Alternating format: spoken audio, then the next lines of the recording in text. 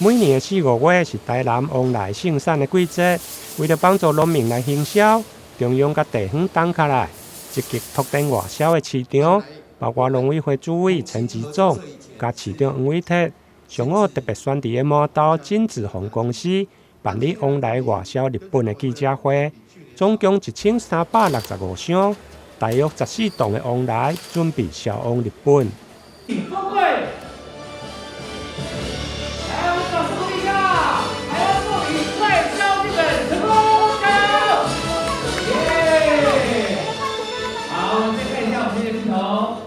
再次见证台湾凤梨的实力，尤其在台南是台湾的凤梨的第2大产区。那现在正好是凤梨盛产期，感谢农委会，感谢我们台农发以及所有的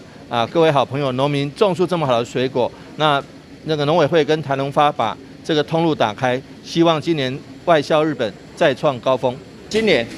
我们锁定卖到日本会超过3万公吨，目前到4月4号。我们外销到日本的已经超过1万公吨，深获日本所有的消费者的喜爱，而且卖的价格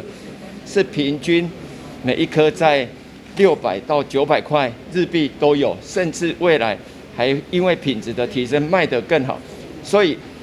农委会这边特别感谢台南市黄伟哲市长带领的团队，还有赖委员带领的所有的我们的台南的立法委员一起共同支持。我们所有的农委会的外销政策，农民也非常的配合，从整个用药的安全、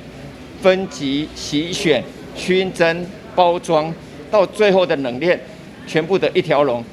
看到工作人员对清洗、拖地到称重、分级包装，整个作业半自动化。市长表示，虽然台湾今年往来种植的面积减少1%，不过农委会设定外销的量比去年增加2000吨，今年预计3万吨，到今年3月底已经达到9805吨，比去年同期增加12.2%，